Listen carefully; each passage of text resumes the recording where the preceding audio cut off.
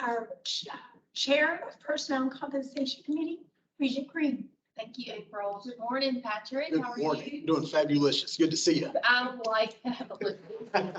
You're more than welcome to use it. We're going to use that later Please on. do. Please do.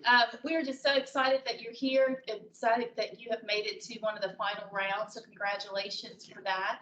And we'll just get kicked off with a great conversation, very informal. We just want to learn more about you and some of our questions that we have. Great. So I will kick it off, and if you will share with us why you are interested in this new role as TCAT president here at Murfreesboro.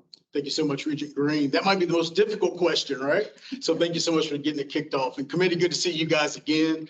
So why is Patrick Wade interested in this position? I think first, let's go about the history of Patrick Wade. Number one, I am a Murfreesboro resident. I am from Murfreesboro. I was born and raised here in Murfreesboro.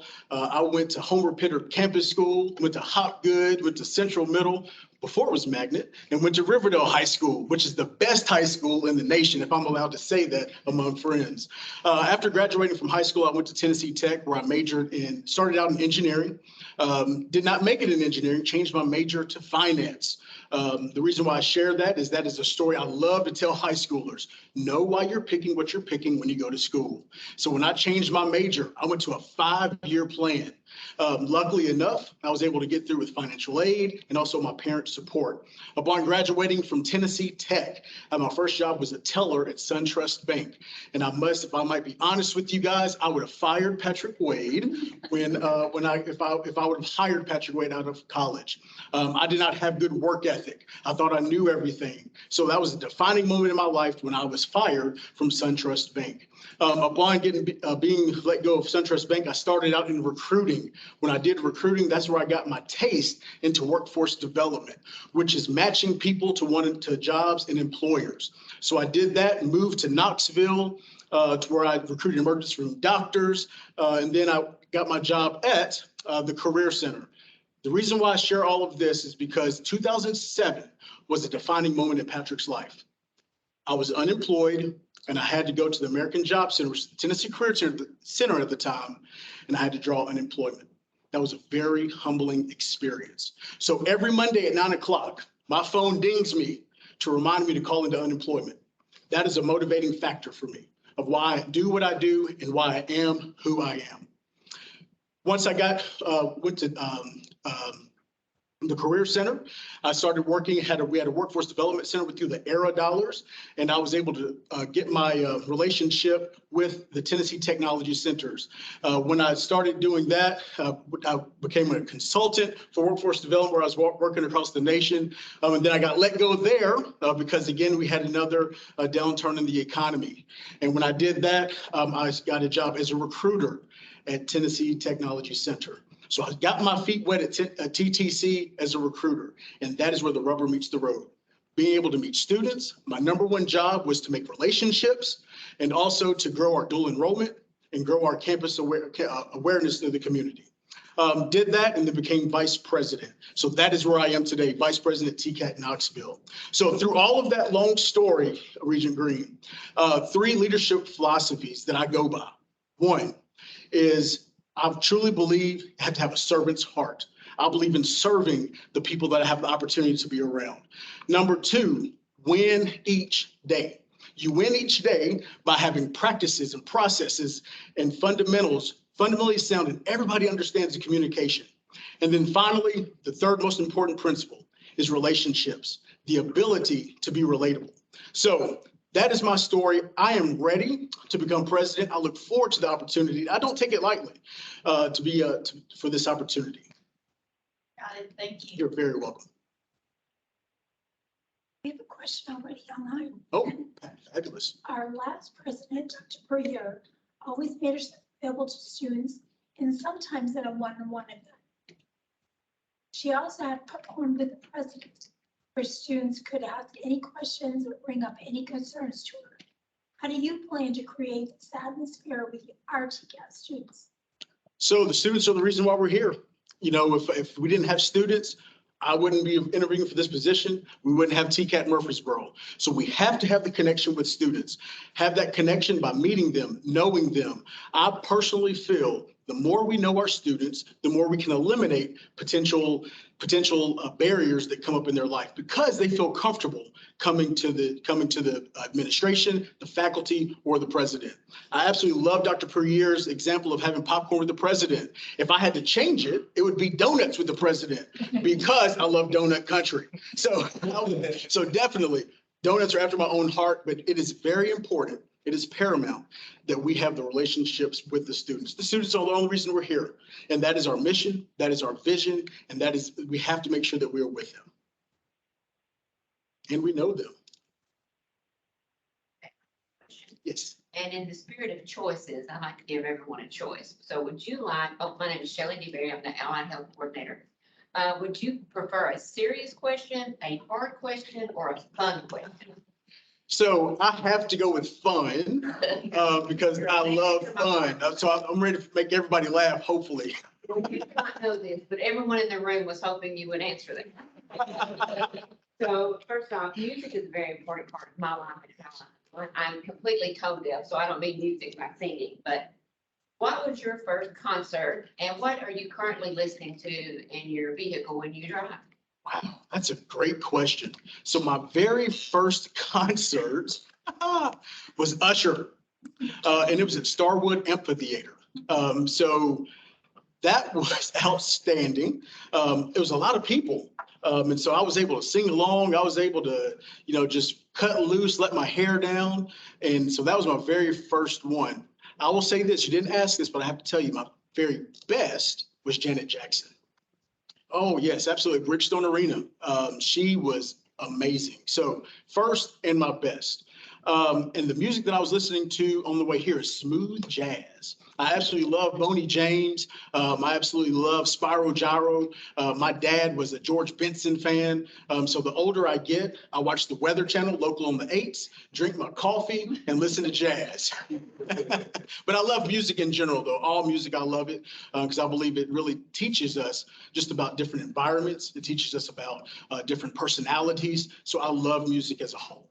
Great question. Oddly enough, I've been listening to Janet Jackson, retro Janet Jackson every afternoon in the car. Will you sing it with me? I'm just kidding. Wonderful. Great question. Thank you. I can see it's going to be karaoke with a. I like that. All right, I have a question. Yes. Kind of piggyback off of what Sabrina had from online. That was talking about how you're going to support the students. How will you support the faculty and the staff? Number one is listen. Have to know what they need, have to know what they've had, have to know what they want. So making sure I'm listening to everything that's going on. I guarantee you haven't met all the faculty, but the faculty that I do know here, and if they are a TCAT faculty, they have some initiative, they have some knowledge. So it is my job as president to listen, to making sure that I'm supporting, giving the proper resources, giving the proper support to making sure that every idea they have is listened to. Because the best ideas are walking our halls every single day. The only issue we don't do sometimes is ask the question. Patrick, I have a question. Yes. I've done with the Rutherford County Chamber. We have Rutherford Works, and within Rutherford Works, we make partnerships among education and employers. So that's kind of a strong interest of mine. Can you tell us a little bit about the work you do in your current role on how you get into high schools and middle schools and how you're making partnerships there? And then also how you're making partnerships with local employers. Wonderful. So that's where I got my feet wet with the TCATs, as being a recruiter, being in the high schools. I think it is very important that we are in the high schools, they see us. And also that our doors are open all of the time for them to come and visit. Because it's amazing. I tell students all the time, it's so important to know what you want to do, but it's just as important to know not what you don't want to do. So that way you can make well-informed decisions as you are going to your post-secondary journey. So definitely opening up our campuses at any given time, starting out in grade school. Get them here. That career coach, Mr. Hopkins, great job on that. Letting them see that career coach, letting them see those opportunities. Because it's amazing whenever they see that, their mind starts turning. My aunt is actually this. My uncle did this. My dad does this, and they can actually see it. And so so that is going to develop our pipeline for our students. So we have to make sure we're open and they have the opportunity to come in at any given time. And then working with industries. I'm part of roundtables in Knoxville now, to where we have our educators roundtable where we bring the superintendents, we bring the CT directors to making sure that we are having that listening ear of their needs. Also having industries at the table. I think it's extremely important to make sure that we have industry at the table. Industry, that is our end result. We are nothing more than a bridge. So our bridge we've got to make sure we have exit ramps. We have the curriculum, the content on that bridge. So when they get through that bridge, they can go into the industry and the industry knows exactly what they get. One of the beautiful things about TCATs is we have that guarantee. We guarantee our students. So it's important that our faculty understand that. And so as they are going through, as we are putting students through, they are showing us that they have the knowledge and they have the ability when they go into industry. And industry has to be on our campus as well. They have to see what we're doing. So that way they can tell us, you guys are on par for that. You might be off a little bit on that. Those advisory boards are extremely critical to the well-being of our campus.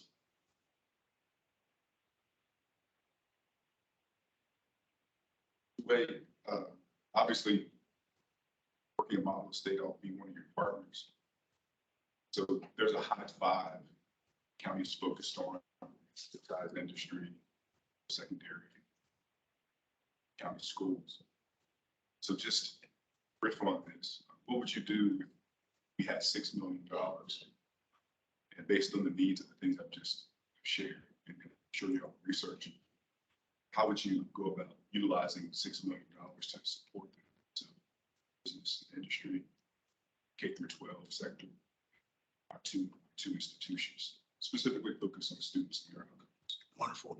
Well, Dr. Torrance, first of all, if we had $6 million, we're going to come in this room and we're going to do a little happy dance because we're going to be excited for those dollars. The next thing we're going to do is we're going to put a think tank together and we're going to talk about the work that is being done, the work that needs to be done that is in relation to those industries. We're going to have the industries, invite them in, lay out our plan for what we decide to do. So that way they are on board with what we are doing, because it would be extremely wasteful of $6 million if we had it, we put this beautiful puzzle together and nobody bought it. So we have to make sure the industry's on board. They are telling us what they want and they are along this every step of the way. And $6 million, my friend, we're going to be doing a lot of happy dancing with that. Hopefully I answered your question on that one, sir. Yes, sir. Thank you. Thank you.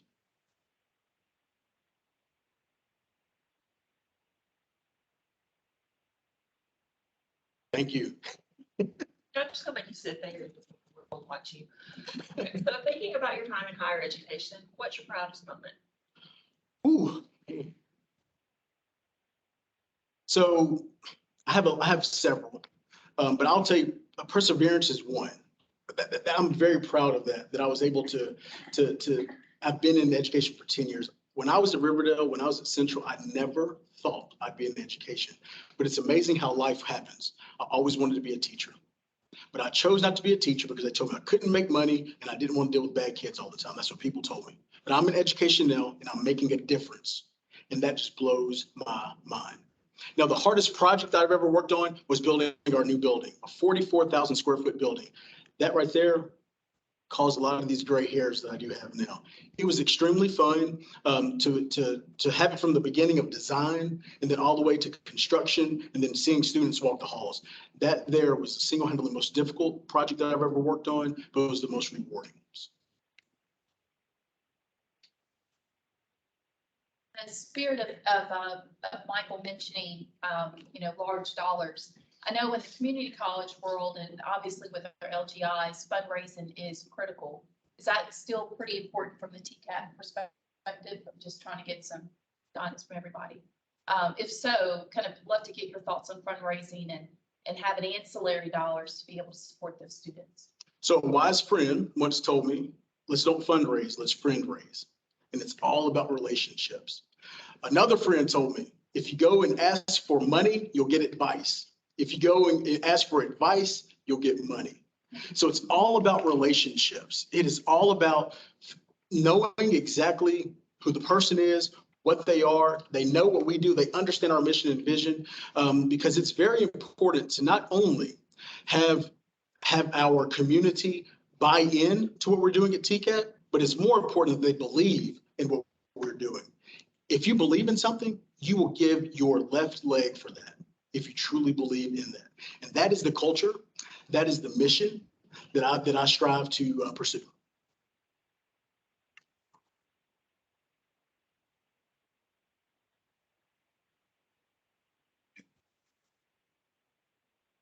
Relationship with Canada, building my community, and really in the region.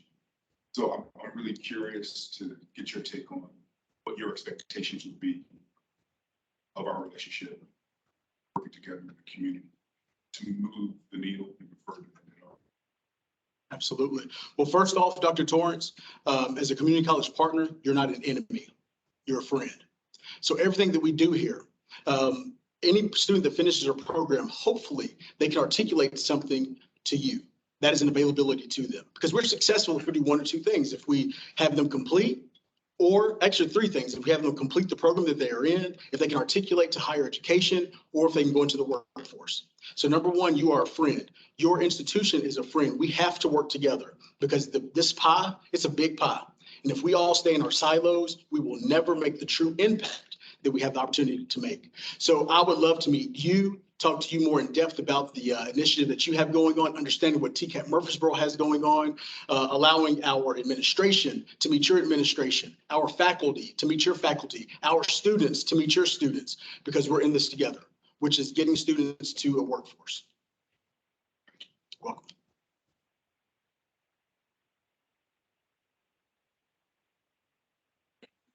Online. Fabulous. Can you describe a time specifically in your TCAT career in which you failed? That experience, how has that experience influenced the way you conduct yourself of CTE, and how does that influence the way you want to conduct things? Is chosen as the next president? So I'll tell you, one of the biggest things, Ms. Preston, is when we were building our building, we had a diesel bay, and there were 4 bays in there. Those bay doors need to be 12 foot long. We had 2, and we had 4 that were 10 foot long. And we could not get a tractor trailer in that building. That was on me. I missed that. So I had to own up to it. I had to say, this is where we are, but this is what we need. So what that did is it always practices humility, because you never, ever, ever count your eggs before they hatch, so to speak. My grandmother told me that all the time. Didn't know what it meant at the time, but now it makes total sense. So it helps me and keeps me grounded, to understand that I can't do everything by myself. It's a team approach. I'm very cliche. I coach baseball together. Everyone achieves more, they say. And that is so, so true. So ensuring what that taught me, multiple people have eyes on it. Multiple people are able to see what is going on with it. And that way we can make sure that we are in line with what needs to happen. You're very welcome. And branching off of that, I have a question, because believe it or not, you've answered almost every question on my page. Uh-oh. But what do you consider, you talked about the team, it takes a team. What is your management style, and do you consider yourself a micromanager? Absolutely not. Absolutely not. I think when you micromanage, that stifles people. People don't feel like they have the room to grow. So you have to make sure you give clear and concise communication. And then you step back and watch them blossom. It is nothing like watching somebody blossom when they put their energy, when they put their time, and they are able to water that seed. So definitely not a micromanager. Now, I do believe in going alongside. I don't believe in being up here. I don't believe being out front. I believe going alongside things that we have going on so I can understand what is happening. I will also depend on my administration team to give me feedback, to let me know what's going on, because as a president, I can't be in the weeds all the time. Even though I love the weeds, I love cutting grass.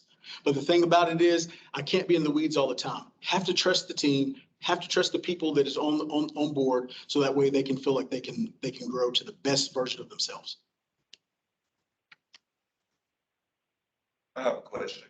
Yes. Mr. Wade, if chosen for this position, what are your short-term goals for our institution? Short-term goals, number one is getting these high schools. Look at dual enrollment. see the ways that we can increase our dual enrollment opportunities. That's good. That's the first thing, because they go in cycles. So right now we will be preparing for fall. So that has to be done, and that has to be on their curriculum right now. So that is one of the first things that I'll be doing. Another short-term goal is I want to know everybody's name. I got to know everybody's name. I have to know who I'm talking to. They have to know me, because I don't like to say, hey, you.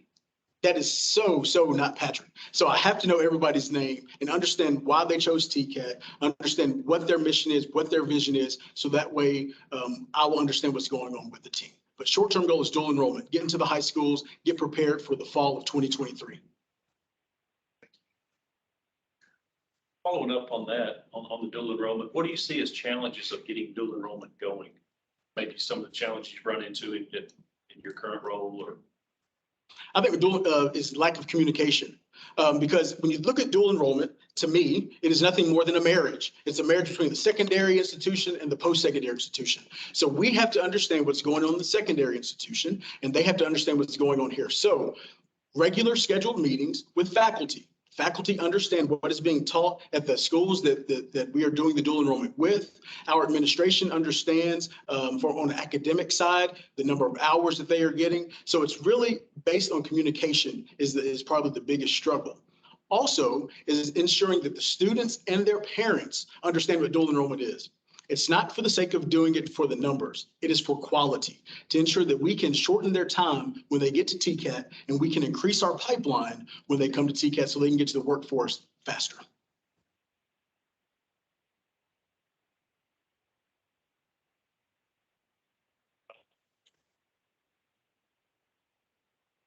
We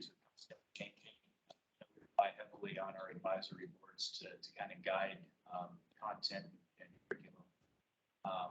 But what do you propose, or how do you recommend that we ensure that our instructors are staying current, relevant, both personal and professional development initiatives outside of just our advisory?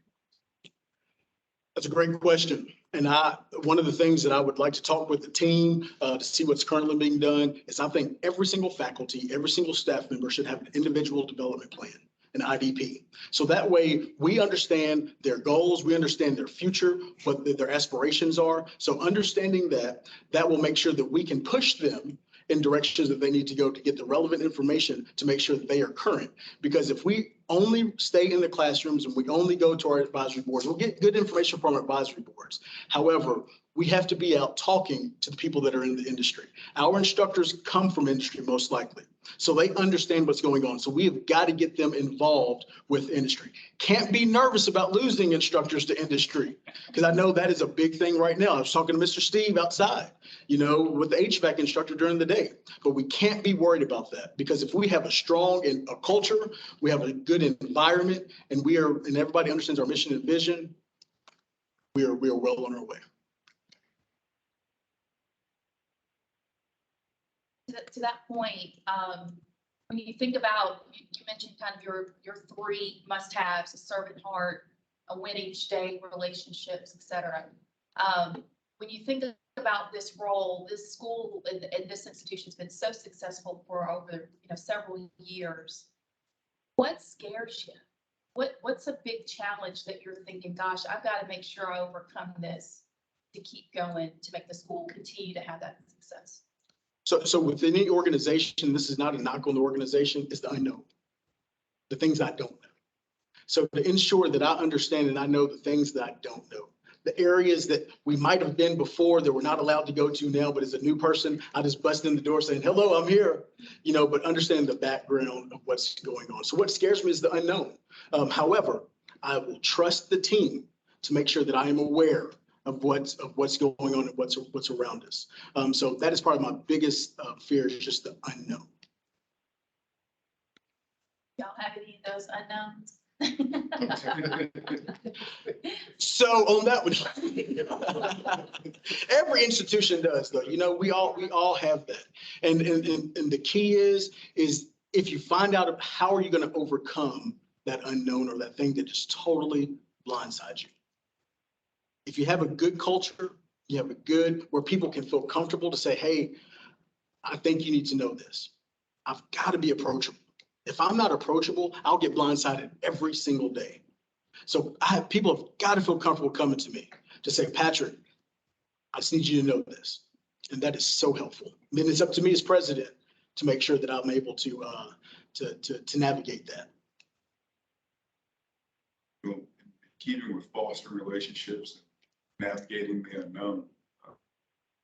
As president, fiscal responsibility, understanding your budget, and then probably the most important part of it, the safety and security of the people that you have. I won't say oversight. As you walk inside those, I'll use that as the example. You have to understand these concepts. So in keeping with financial responsibility and budget, this idea of safety, security, what are the areas that you think you be most focused on utilizing your budget to protect the people, take care of the students, the faculty, staff, the extended community, TCAT? Absolutely. So that is the one thing that I will say as an administrator that keeps me up at night is keeping our campus safe. One thing we have in TCAT Knoxville is we have access control to where we have our building locked down. We have 164 cameras on our campus. So anything that goes on that campus, we can see what is happening. Another thing that we are working on, and that'd be one of our first conversations I'll have with you, is how can the Motlow Police Department, how can they monitor TCAT Murfreesboro and also our Smyrna campus to have where we can have safety and security of presence. One thing that we never want our students or our faculty and staff to feel is when they see an officer, they get nervous. I want them to be able to see an officer and feel secure. Thank you for being here. And then also monitoring our campus at any given time. That way we understand what's going on our campus and we can keep everybody safe. Because our ultimate goal is to get people into the workforce. And one of the scariest things, and it's a sad truth, but is active shooter situations. So ensuring our campus is trained on those items. So working with you, because I know your police department, that's what they do. They specialize in that. So inviting them in, give us a safety sweep of what we need to do, how we need to operate on things like that. So that is where we would go into, I think, cameras. Not for sure what the camera system is here on campus, but then also badge control. So we know who's in our campus at any given time. Yes. The economy in Middleton, economic development made. We have an abundance of new high-skilled jobs being created. How can TCAT support these economic development activities and be an asset? So I think Mr. Hopkins, definitely having him in the mix of what's going on, me in the mix of what's going on, our faculty in the mix of what's going on, because we are thriving. And right now, and I always share this, basic economics, the demand right now is extremely high for the people that are coming out of TCATs. The supply is very low. So what we're seeing is wages are increasing so that way we can meet up with the demand. So understanding our faculty and everybody understanding the thriving community, what are the areas we need to focus on? Are there programs that we need to look at starting? Are there programs that we need to look at dialing back? I was speaking earlier in our tour, and Mr. Hopkins told me about the dental program going to 8 months. And that's because the advisory board said that's what we need to do.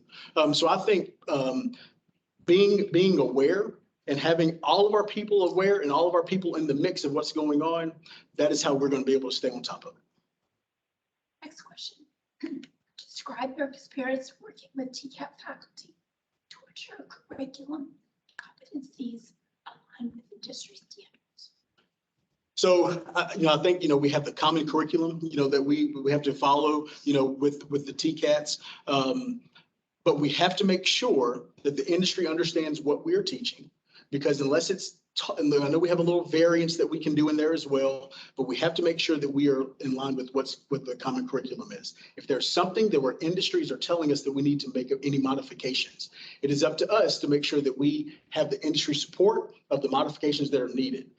So really understanding what is going on with the industries, making sure that all of our students, they understand where they are at any given moment in their educational journey here. I think one thing I know that we see in Knoxville is sometimes students don't know where they are. So you can ask a student in the hallway, please tell me where you were at. I don't know. And so that's not good. So we need to make sure that we have the students understand the syllabi, they understand the course curriculum, they understand exit points, they understand all of that good stuff. You mentioned having to be approachable, Yes. so that you're not blindsided. How do you intend to foster trusted and comfortable relationships with faculty and staff to encourage that openness? Be available to make sure that that I'm going seeing them where they are in their element. When I walk into a room, I never want faculty to get nervous because I'm there to support. I want to see what's happening. So when I'm going out and talking to industries and I'm talking to our community, I can tell them this is exactly what's going on right now in the class. So if we were to pull up a camera, if I would take you back to class, this is exactly what you'd be seeing going on. So it's a trust thing. That is one of the unknowns as well. As anytime somebody new coming in, I'll have to make sure that that I am building that trust. And trust is really saying what you mean and mean what you say. So never waver too terribly much. If you make a decision, you have to stick with it. Make sure you're communicating that decision so everybody understands the outcome expected. Question. Yes. Since I know you've researched this campus and you work at Knoxville and you're from this area and you see the growth, are there any programs that you think that would be beneficial here to add? Great question. So, I look at the development, heavy equipment operators.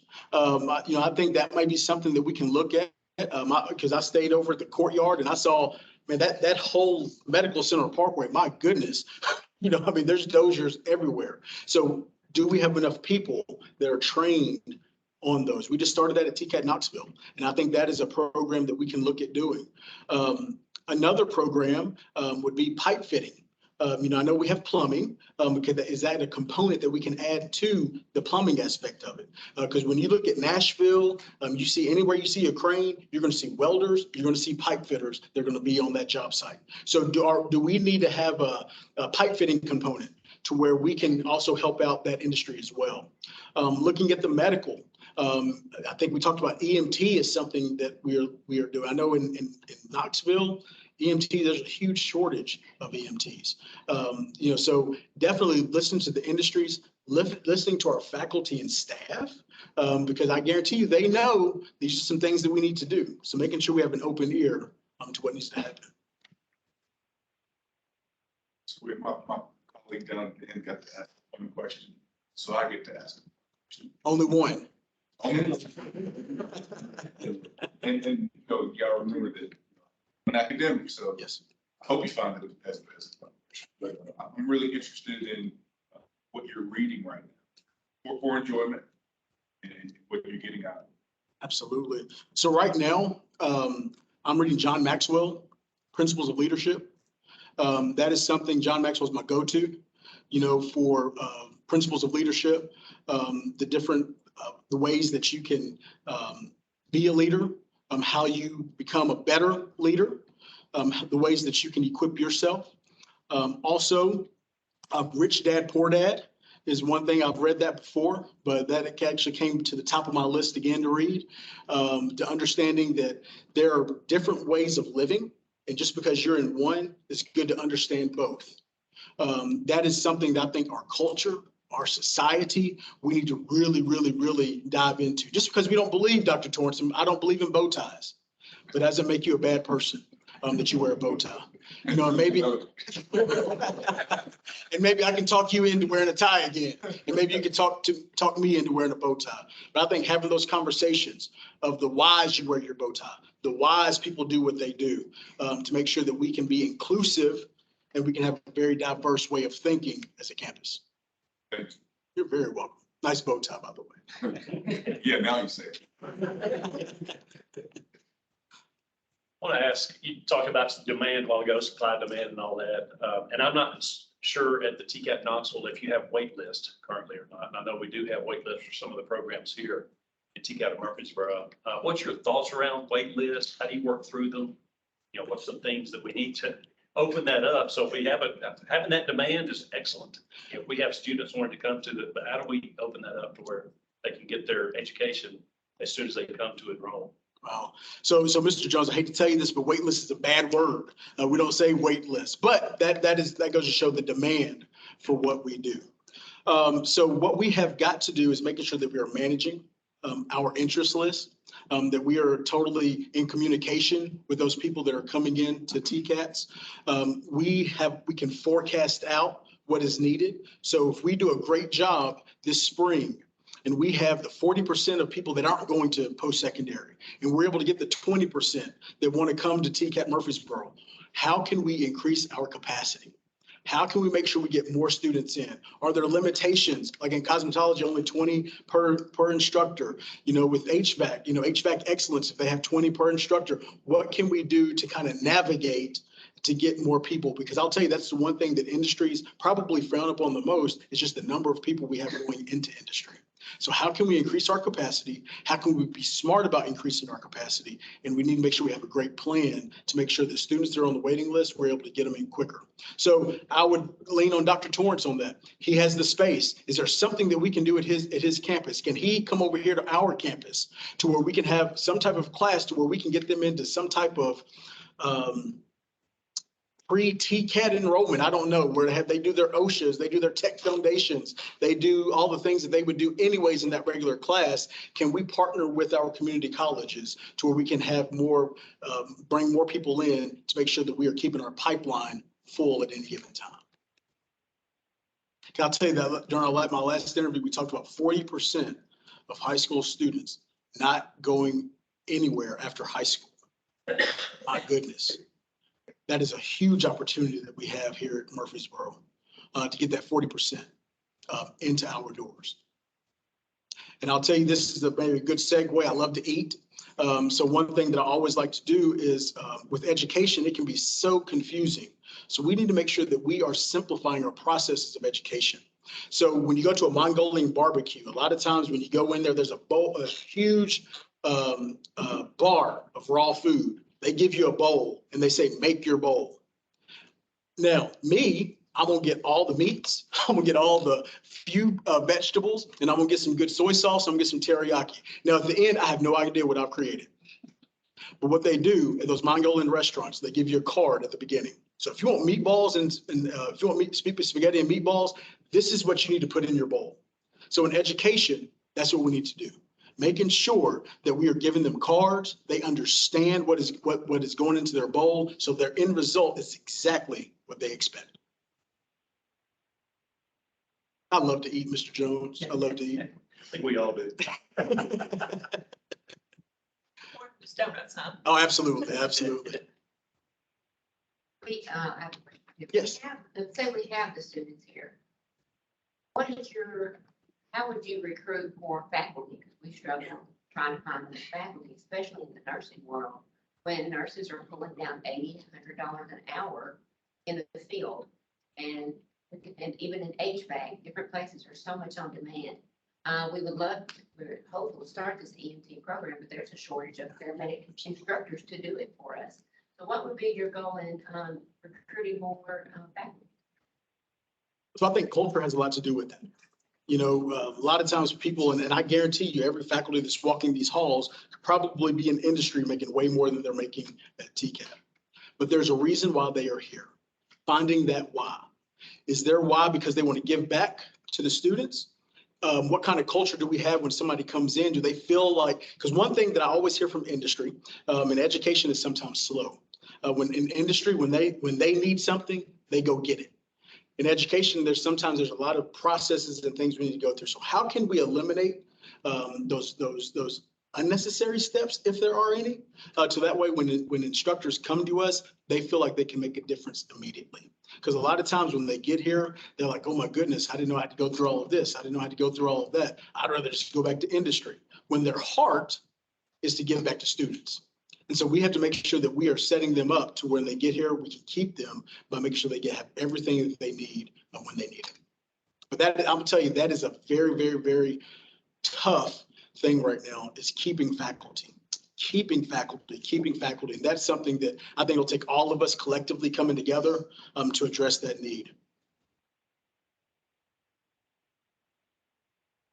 So I guess go off with that, try to formalize kind of what was just gone through. So covered the 40% high school graduates that graduate and go nowhere. Want to capture as many of those as you can and get them in the pipeline. We're really big on streamlining our processes, both the enrollment process to maybe give them some prerequisites so that we can get them more bought in, I guess.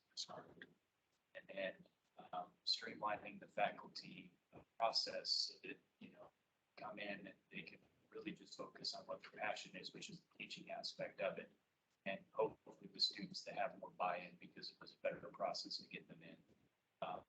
So it sounds like there's a lot going on with that. Do you have any kind of like plans for how you would implement something, the holistic approach all the way through? Sure. So I think number one is developing, it may already have it, but as a strategic enrollment management. So we meet weekly to where we talk about these are some shortcomings with programs. This program, we're having a hard time getting applicants in. This program, we have way more than enough applicants, so we can potentially start another section.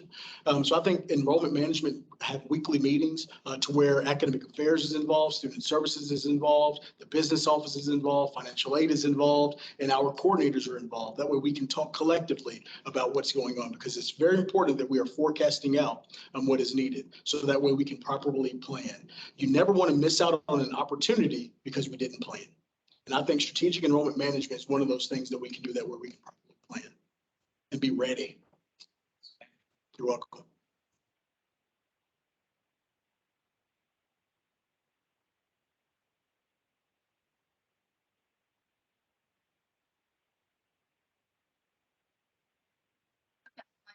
Yes. One of the, we talk about how there's so much growth in Rutherford County, there's so much growth in Middle Tennessee. And even TBR has gotten such a national stage on all the great things that we're doing system-wide. But that comes with, a good product. So when you think about putting our stamp on what TCAT Murfreesboro is doing, what does that stamp look like? What do you want us to be known for? So I think last time I mentioned Waffle House approach. So I want to make sure that when people hear TCAT Knoxville, that they think about quality workforce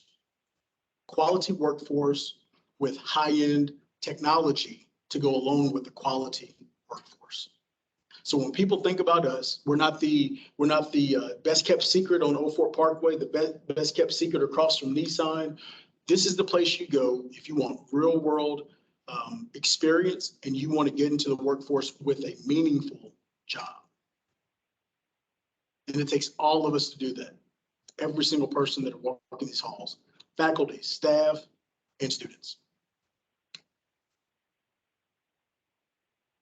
What inspires you? It's a great question. So right now, my family inspires me the most now. The older I get, my family is my why.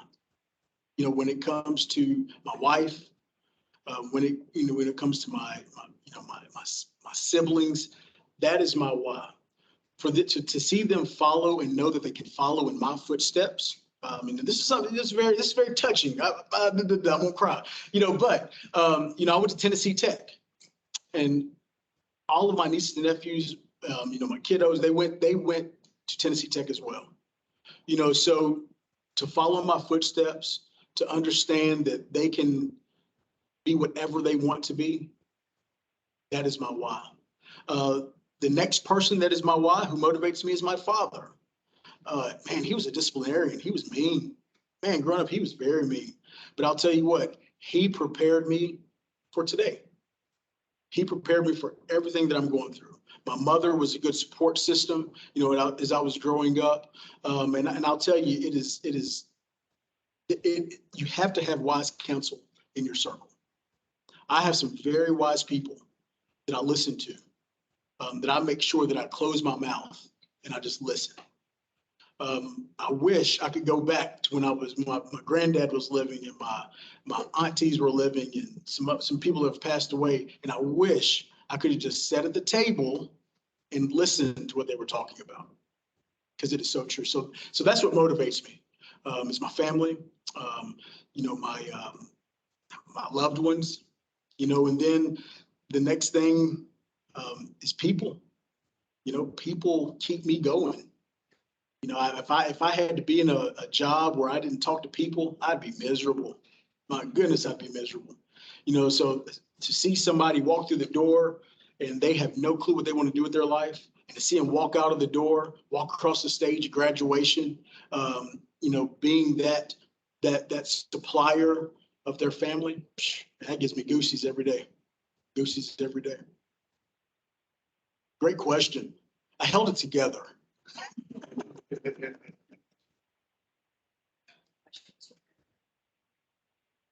Since we're coming to an end, you strike me as a man that has a favorite quote or something that he lives by. Do you have a quote that's something that you live by?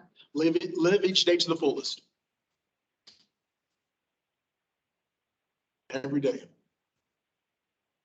Try to keep it simple. And I'll tell you one thing, is talking about, Dr. Torrance asked about John Maxwell. And one thing that I'm really learning now is with leadership. Leadership, you're never alone. You take people with you. So having the opportunity to take people with me, to lead an institution, not me leading the institution, but me taking everybody with me, and we lead the institution together. And that's a dream come true. That is an opportunity that I don't take lightly, because that's a dream come true. Well, if there's no other questions, I think we're encouraged by learning a little bit more about John Maxwell, but also a little Usher sprinkled with Janet Jackson. And if Shelley breaks down 5, 4, 3, 2, 1, I'm over. I'm over it now.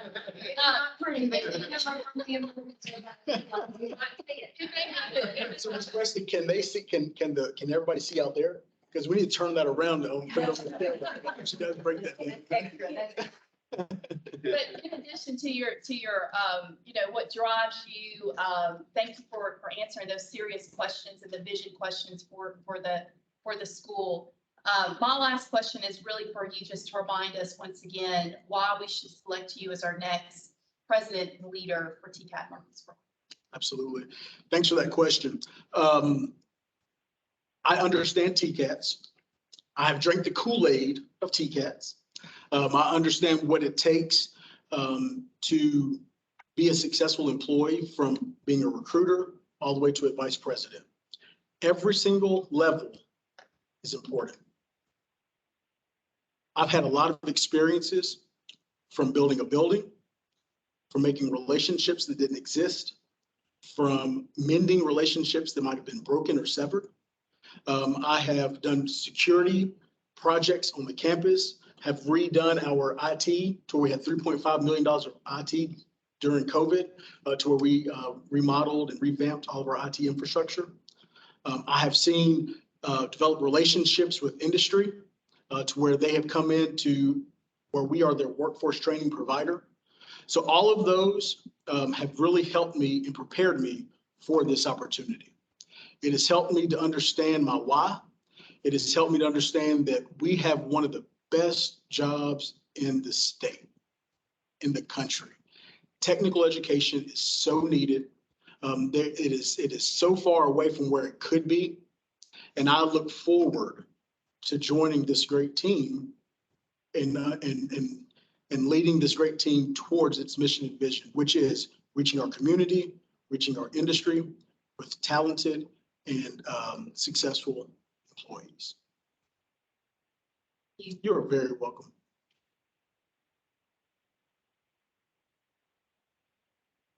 Thank all of you guys.